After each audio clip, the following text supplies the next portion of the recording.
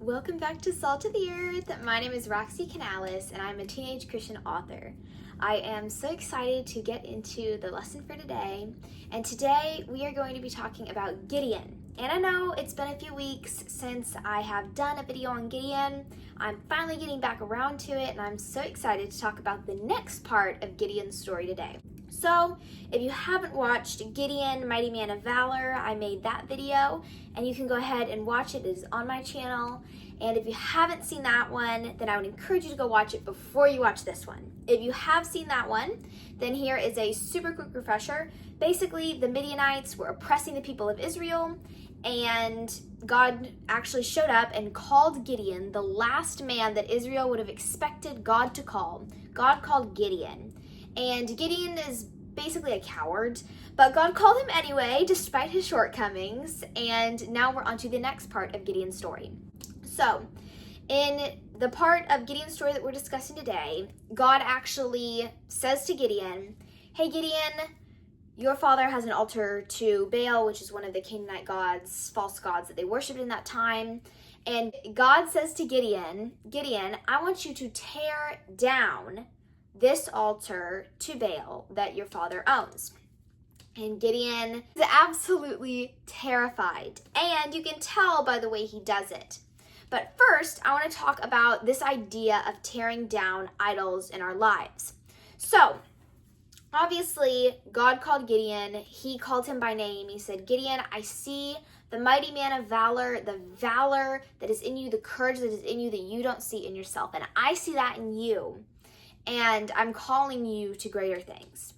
And perhaps you just became a Christian, or the Lord is saying to you, "I've called you to greater things.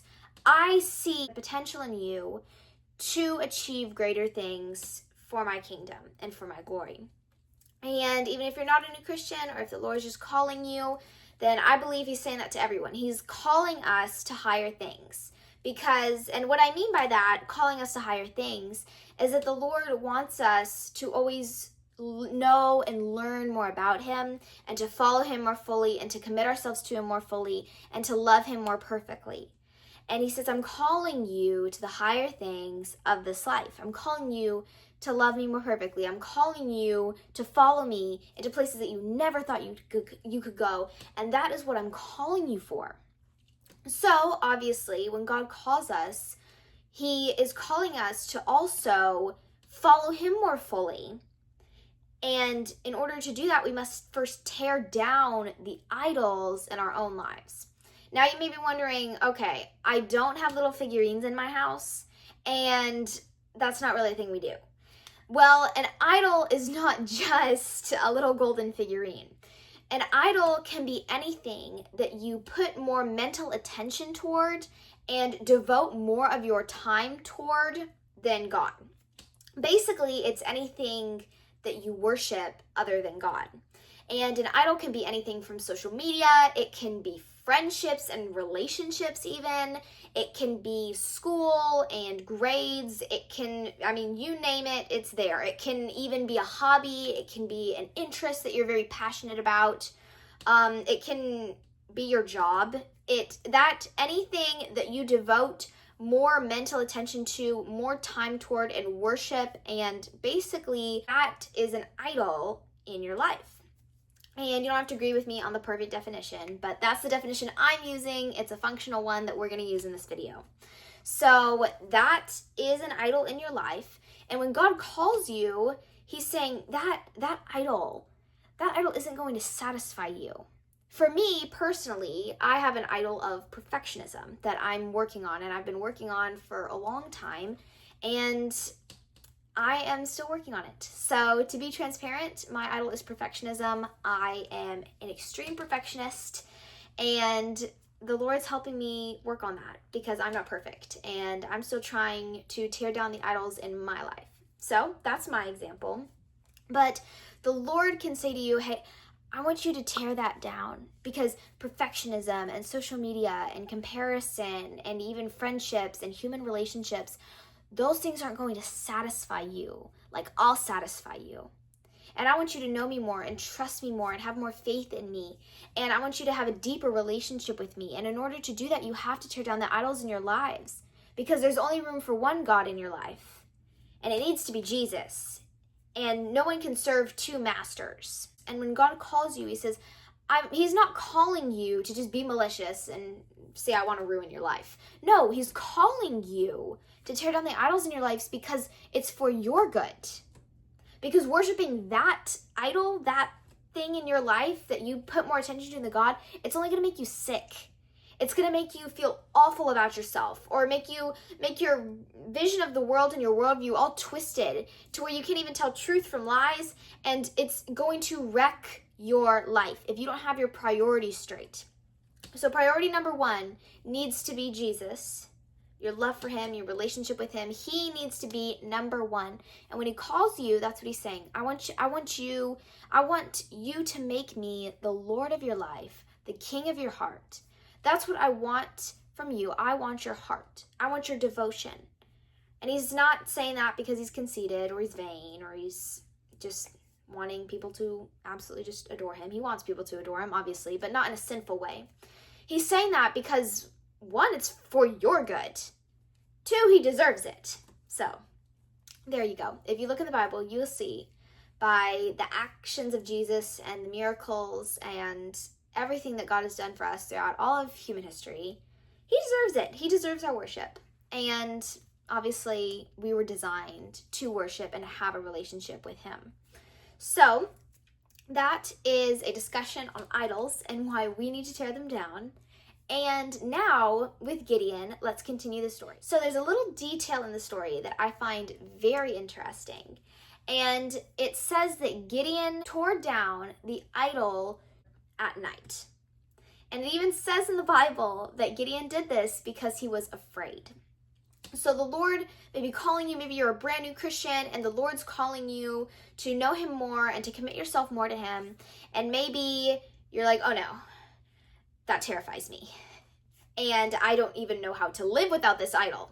This is what I do. This is what I'm good at. And I literally have no idea how to live without this thing in my life. Like, how do I even function without it? I have no idea. And maybe you're saying that.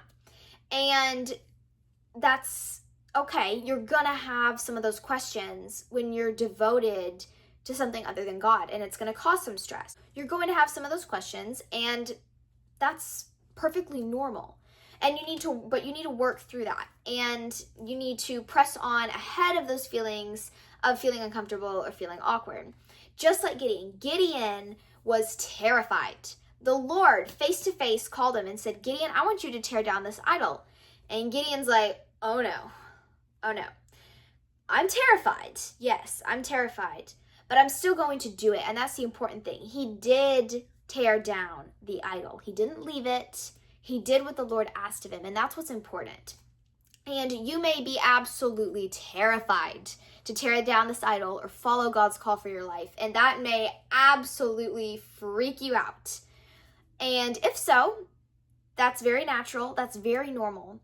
But it's so important that you push through that because it's going to be so worth it. Because when you tear down the idols in your lives, it allows you to see your world from a clear and true perspective. It allows you to see what's really important. It allows you to keep your eyes on eternity. It allows you to put your hope and your faith and your trust and all your love in Jesus Christ. And that's what we were made for. That's what we were designed for. We were designed to have a relationship with our Creator and to love Him with all of our being.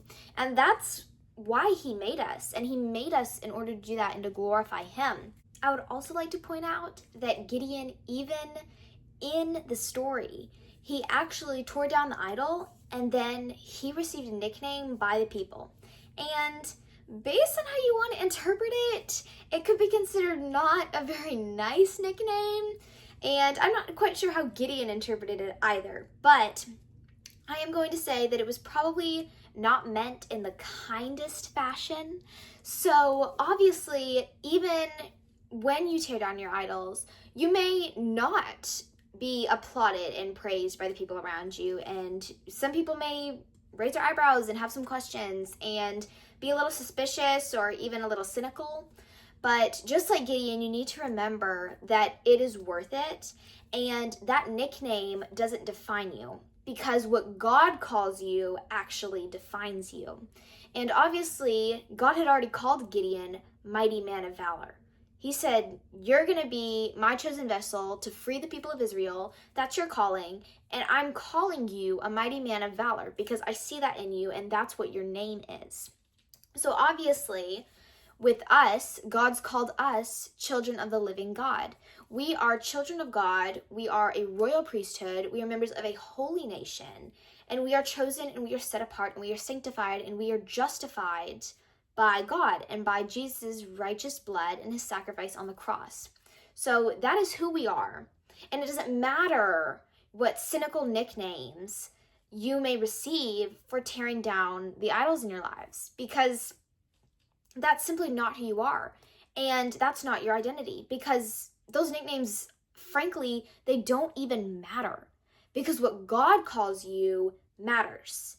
That's your identity. What God calls you, what your maker calls you, that's your identity. And it doesn't matter what people may say about you or the nicknames that people may give you when you tear down the idols in your life.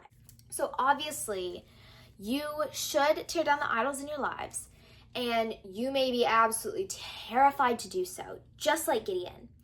But I want you to read Gideon's story and see that, in fact, even though you are scared, and even though it's intimidating, and even though you may not even know how to live without it, you need to do it and push forward, because it's so important that you do. And in the coming videos about Gideon's life, we're going to see just how important and just how pivotal tearing down idols can be in our lives and in Gideon's life. So I would encourage you all to stay salty in the meantime.